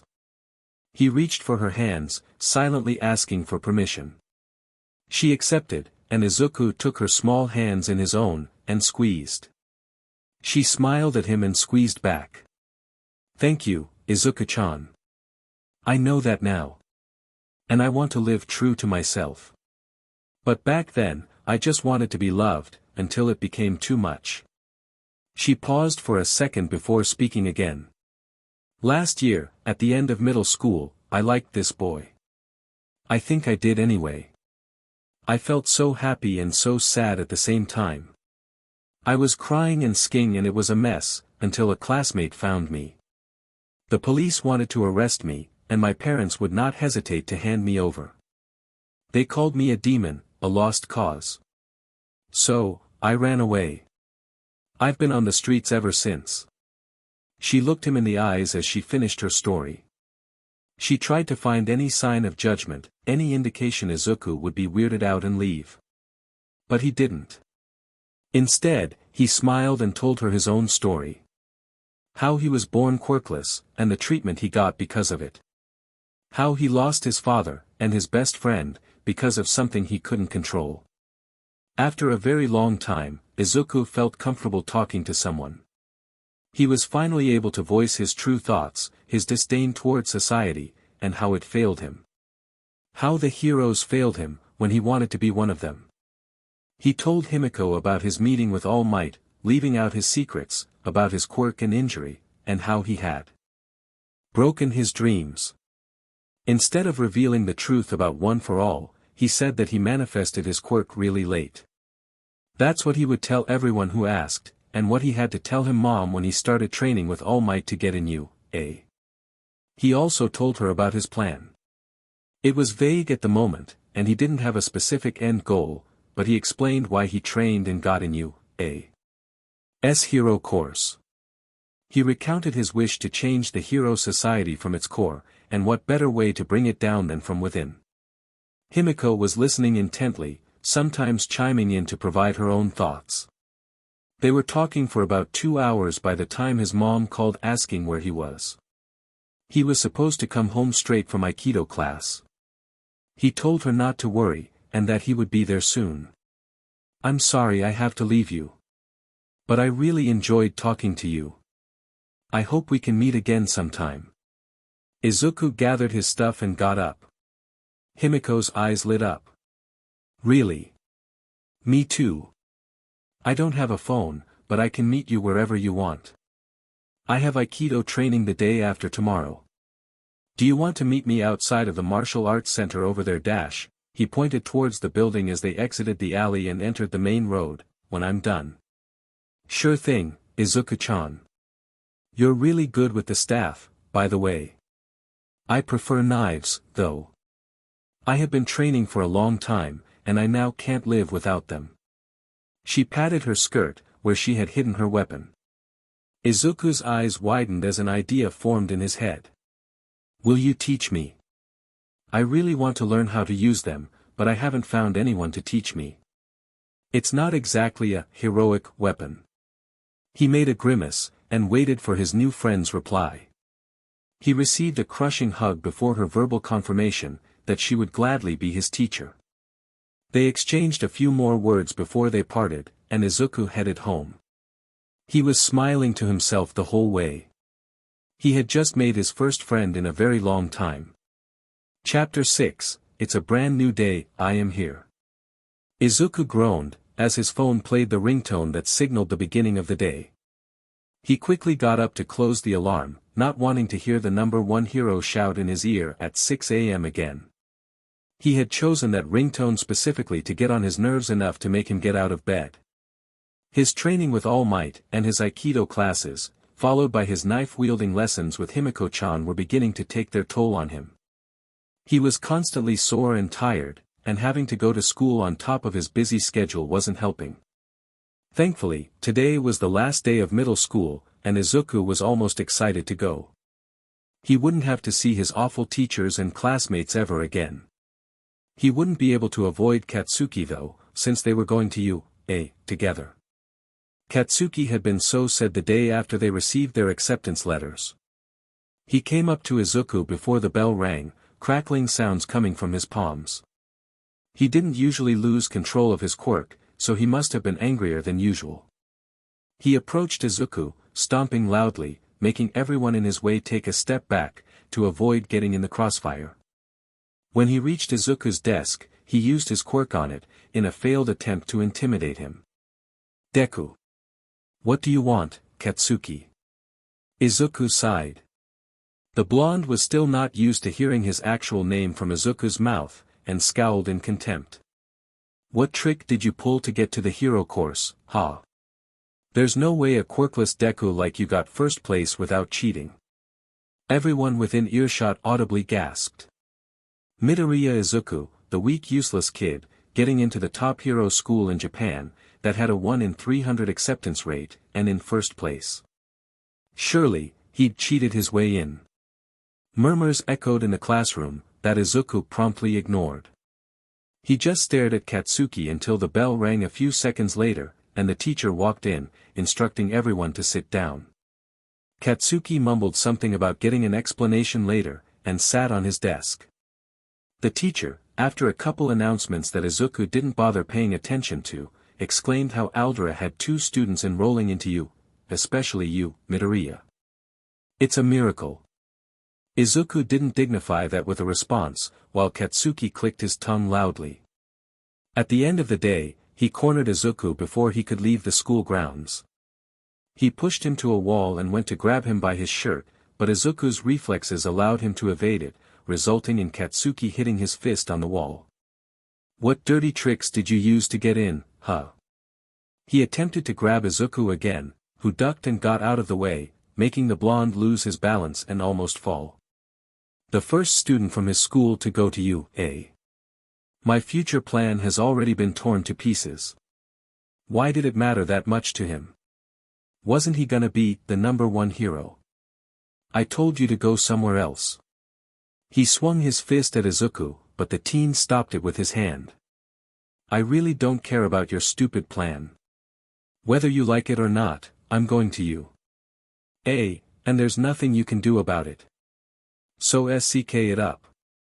He let go of the angry boy's fist and walked away, not bothering getting an answer. Katsuki had been quiet ever since. It was a bit unnerving, but Izuku preferred it to getting pestered all the time. Izuku approached the school gate as the memory faded away. He was on autopilot mode, and attended the graduation ceremony without paying much attention. He did feel everyone's eyes on him as his name got called. The principal handed him his diploma and congratulated him on his acceptance in the hero course. He gave a nod in return, and walked back to his seat, most students still staring at him, Katsuki's gaze lingering the most. His mom was at work and couldn't attend his graduation, and Himiko was a wanted criminal and couldn't risk anyone seeing her, so Izuku didn't have to stay any longer at that god's-forsaken hellhole, while everyone else was taking pictures and cheering the end of the school year. He had 2 weeks left until his first day at UA. Since he didn't have to go to school, he took advantage of his free time to rest more, and train harder. His lessons with Himiko were paying off. After his martial arts training, he would meet her outside, and they would go to the building she had been seeking refuge in for the past few months on the run. His prior research and attempts on knife-wielding were nothing compared to the hardships the girl made him go through. After she had taught him the basics, and took him to the market in the sketchiest part of Muzutafu to try different types of knives, He ended up getting seal knives, a couple easy concealed ones and a few throwing knives. She showed him different techniques for all his choices, and proceeded to attack him relentlessly. His training with her would always start this way, a few minutes of barely evading and counterattacking her merciless stabs and slices. She had a rather unconventional way of teaching him, but her ruthless attacks were keeping his reflexes sharp and his mind constantly on overdrive, resulting in him starting to be able to defend himself without even having to think about it. Once he became good enough with short-range attacks, she would tutor him on throwing knives, but considering the short amount of time he had dedicated on training with those weapons, it would be a while. He preferred being adept with one type of weapon, rather than mediocre with many. His training with All Might, on the other hand, was way easier and casual. Izuku would have to keep his quirk activated for as long as he could, while the hero threw different moves at him to counter. By the time April came, he could use one for all without breaking any of his bones, and as his first day at Monday, April 8th, grew closer and closer, he was experienced enough to use it freely with barely any strain on his body. Looking back, he had changed so much during the past year, he barely recognized himself. He was no longer the weak quirkless kid everyone ridiculed. He wasn't the helpless delusional little boy who wanted to be a hero.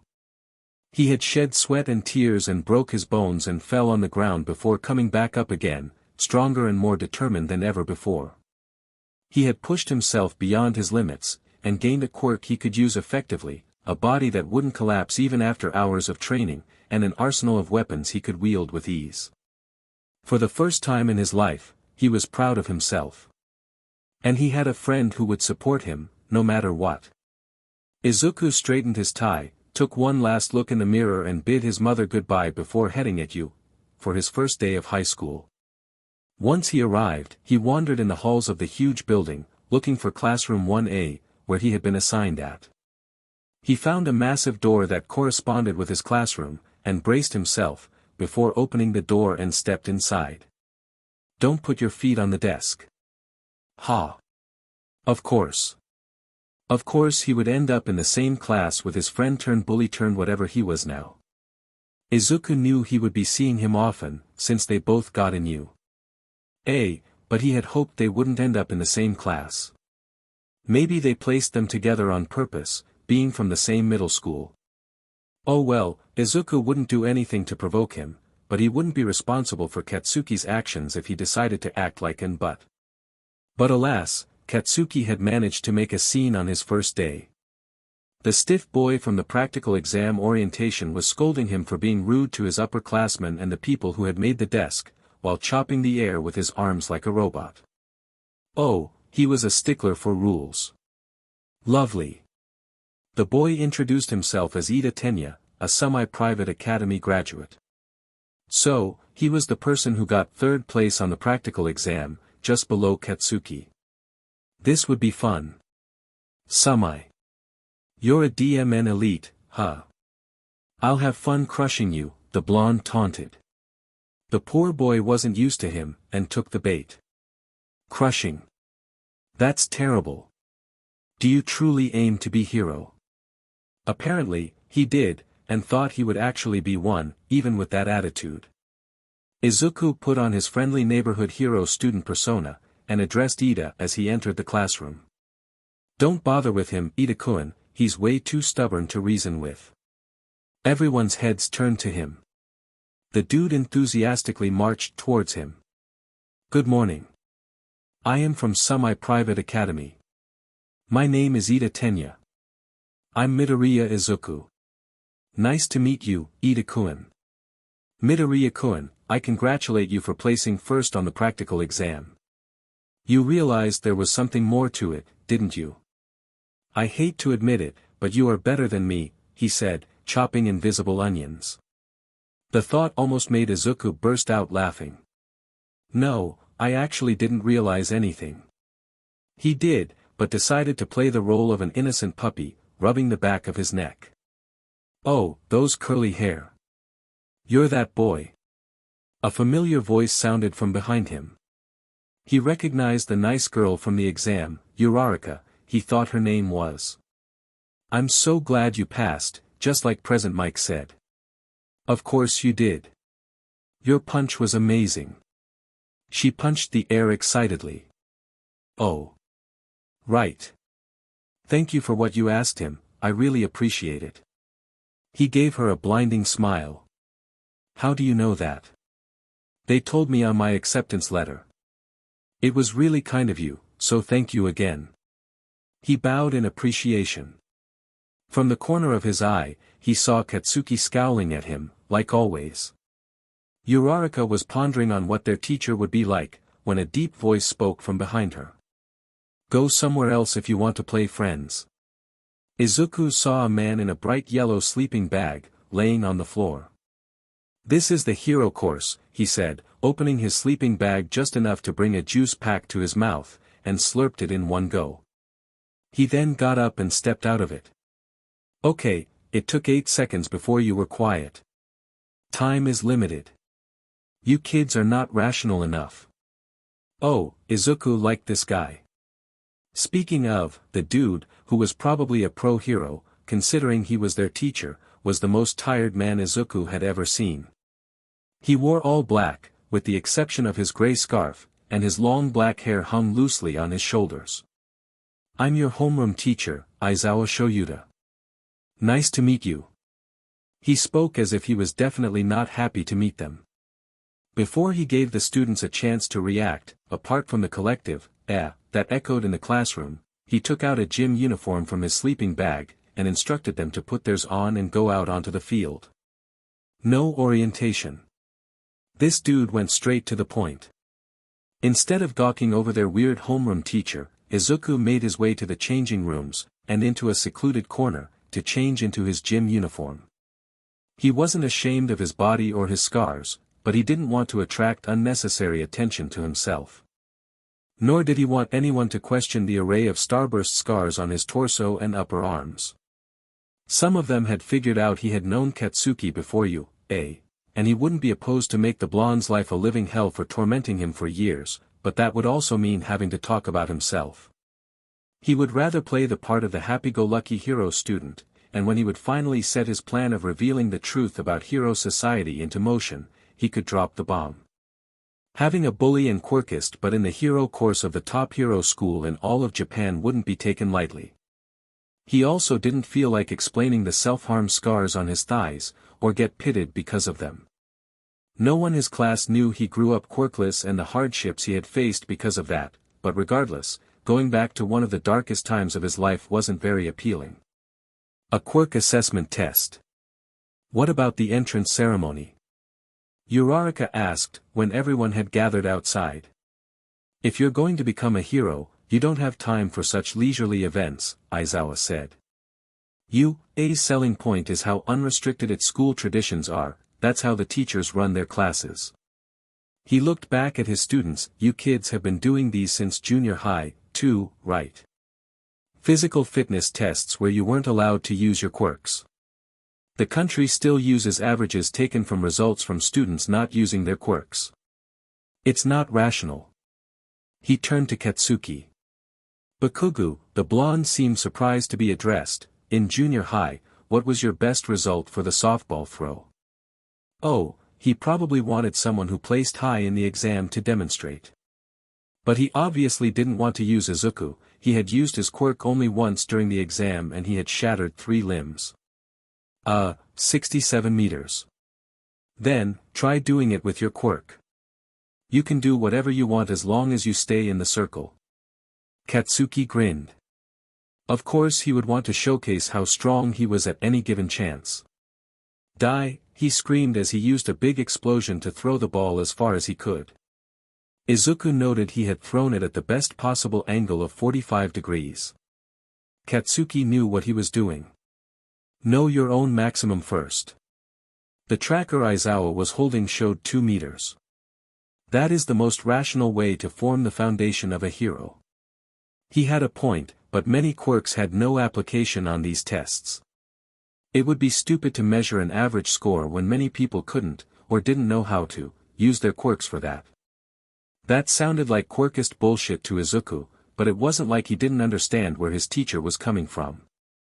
He was a heroics teacher, after all. When he showed Katsuki's result to the class, gasps sounded all around him. It looks fun. Fun. Izuku wanted to laugh at the pink girl's face for being so naive, but Aizawa beat him to it. It looks fun, huh? You have 3 years to become heroes. Will you have an attitude like that the whole time? His lips formed a maniacal grin. All right, whoever comes in last place in all 8 tests will be judged to have no potential, and will be expelled. Izuku held back a grin of his own. The man was obviously bluffing, but everyone else seemed to buy it, so he sported a surprised expression and joined them in their shocked reaction.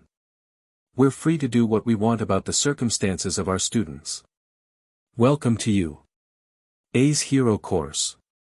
Aizawa exclaimed, and Izuku could no longer hold back his grin. He took it as a personal challenge, to prove himself. Not as a hero, not as one of them, but better. But it's the first day of school. And even if it wasn't, this is too unfair. Uraraka protested. Unfair. Izuku thought with a scowl on his face. Life is never fair. I have never been treated fairly in my whole life. Things will always be unfair because that's just how the world works. Complaining will change none of that. Privileged people should really take a look on the real world and actually see just how miserable it can be. Aizawa seemed to be on the same page, when everyone else wasn't even on the same book. Natural disasters, big accidents, and selfish villains. Calamities whose time or place can't be predicted. The world is covered with unfairness. That's right. Aizawa knew how the world worked, and didn't hesitate to show it. Maybe this generation of heroes weren't so doomed after all. Heroes are the only ones who reverse those situations. And there, he lost him. Heroes were supposed to restore some balance to the injustice that the system really was, but they were the ones supporting it, in the end. Saving people was just a font for gaining fame and money. Izuku could fill a library with his thoughts on injustice and fake heroes, but now wasn't the right time to ponder on it. For the next 3 years, you will do all it can to give you one hardship after the other. Go beyond, plus ultra, or whatever. Overcome it will all you've got. The maniacal grin, that apparently was his second default expression, the first being, done with life, hadn't left his face during his whole speech. It kind of inspired Izuku to copy him, so he let a grin of his own show. All right, demonstration is over. The real thing starts now. With Aizawa's last words, everyone got hyped up, ready to give their all. Izuku glanced at his classmates, most of which had a look of determination on their face, some were nervous, and one red and white-haired boy seemed almost bored. Izuku couldn't figure him out. He spared a glance at Katsuki, and gave him his best, good luck smile that was sure to irritate him. He wasn't in Aldera anymore, Katsuki hopefully wouldn't get away with attacking a classmate. Izuku had closed his eyes when he smiled, so he didn't get to see the blonde's reaction as he turned and headed towards the gym, where they would perform the first couple of exercises. He didn't have to use his quirk at the beginning. Sit-ups and seated toe-touch exercises were part of his warm-up during his martial arts lessons, so he was fairly adept and flexible for both of them, and got a pretty high score. Next was the grip strength test. Izuku decided not to use his quirk on that one. While he had gotten pretty good at using full cowl and keeping it activated as he sparred with all might, he wasn't yet experienced with the power output he released. Any grip he had to do would end up just shattering the device, not allowing it to actually measure his grip strength. So, he used his brute strength on that one. 67 kilograms wasn't that bad, anyway. Then, they got out on the field and began the rest of the tests. Repeated side steps were first, where he got an average score, and then came the ball throw that Katsuki had so kindly demonstrated earlier. As more and more students did the ball throw, Katsuki would have that stupid grin on his face, because he kept having the best score. That changed, however, when Uraraka used her quirk to nullify the ball's gravitational pull. It ended up going above some of the atmosphere's layers, making the device show the infinity symbol. Everyone cheered in surprise, while Katsuki returned his face to his default scowl, which only deepened when it was Izuku's turn. The green-haired teen stepped into the circle, and took a deep breath. This was the first time he would be using his quirk outside of his training with All Might, and also the first time his teacher and classmates would see him use it without breaking his bones. He barely heard the conversation Ida was having with Katsuki. I wonder what Midoriya-kun will do in this one. Ha! It's gonna go terribly. He's a quirkless fry, you know, he said underminingly, gaining a surprised gasp from Ida. Quirkless. Are you not aware of what he did in the entrance exam? Ha! Katsuki didn't know he had a quirk at all. Explaining that would be fun. Izuku was in no mood to please him when he would come forward expecting answers, so if he had to say anything to not make a scene, he would just tell him what he planned on telling the teachers. He activated full cowl, drew his right hand back, but as he was about to use one for all at 5%, the most he could use at the moment without injuring himself, and brought forth his arm to throw the ball, he felt the quirk vanish. He still threw it, at 98 meters. Not bad, but definitely not what he was aiming for. He frowned and looked at his hand, before Aizawa spoke. I erased your quirk. He turned his head towards his teacher, but was met with a very different demeanor than what he expected. Aizawa's eyes were glowing red, and his hair were levitating, along with his scarf, that was floating around him while he held it in a stance ready to attack. What drew Izuku's attention, though, were the bright yellow goggles that were previously concealed by the capture weapon. He immediately recognized Eraserhead, an underground hero, one of the only ones that Izuku still respected. He never claimed credits for any of his work, and he avoided the media like the plague. He wasn't driven by money or fame, he genuinely wanted to help people. He even patrolled in the shadier part of Muzurafu. He had taken a glimpse of him a couple of times when he hung out with Himiko in her temporary residency. The entrance exam was definitely not rational enough. Even a kid like you was accepted. From what I can tell, you can't control your quirk, can you? Oh, so that was what this was. Eraserhead only knew that he had broken his bones on the entrance exam, and thought he would still try to use it the same way. Before Izuku could explain himself, the hero continued his speech. Do you intend to become incapacitated again, and have someone to save you? What? Eraserhead, no, that's not dash. He got interrupted when Aizawa captured him with his weapon and pulled him closer to himself. He heard his classmates murmur about the Erasure hero, when Izuku revealed the name. Most of them hadn't heard of him. He was underground for a reason. Whatever your intentions are, that's what those around you will be forced to do. He glared at Izuku with those burning red eyes, that reminded him a bit too much of someone else who would look at him with that expression of dissatisfaction and resentment. In the past, there was an oppressively passionate hero, who saved over 1,000 people by himself and created a legend. All Might. Even if you have the same reckless valor dash All Might bashing. Sign me in. You'll just be decked and turn into a useless doll after saving one person. Midoriya Izuku. With your power, you can't become a hero. Okay, that was enough. He might have been right, if Izuku didn't think of a way to use his quirk effectively, because his mentor surely wouldn't.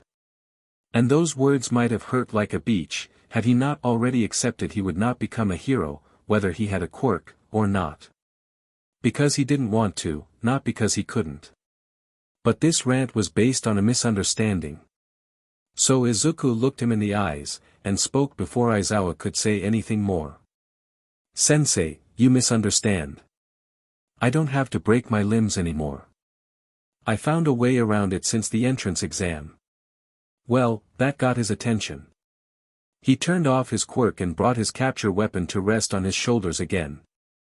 Aizawa raised an eyebrow, but didn't wait for further explanation, as he turned his back on Izuku and walked away. Then hurry up and get it over with.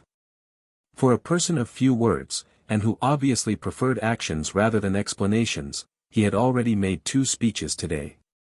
Maybe he wanted to play the strict teacher role or something. Izuku casually returned to the circle, and activated full cowl. He glanced at Aizawa, to make sure he wouldn't erase his quirk again, and threw the ball with all his might. Wait, no, not that word, strength was better, a small grunt escaping his throat. The ball flew with tremendous force, and gasps of shock and surprise sounded from his classmates. He turned to his teacher, whose device read it was just 1 meter more than Katsuki's score, but even that small difference would definitely wound the explosive boy's pride. He smiled at Aizawa proudly. See, my arms are fine. He gained a feral grin in return. He got over 700 meters. That's so cool. A hero-like score. What? Katsuki had also gotten more then, but he had screamed, "Die," so Izuku could see why Uraraka would ignore him. That was so different than the entrance exam.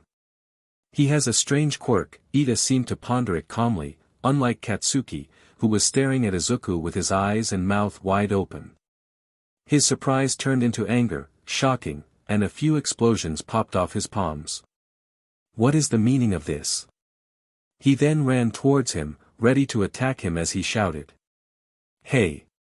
Tell me what's going on, Deku, you bstrd. Izuku watched him run with a smile on his face, which widened when Aizawa pulled Katsuki back with his capture weapon. What the? Geez, stop making me use my quirk over and over. I have dry eye. Well, that would be expected. Izuku didn't.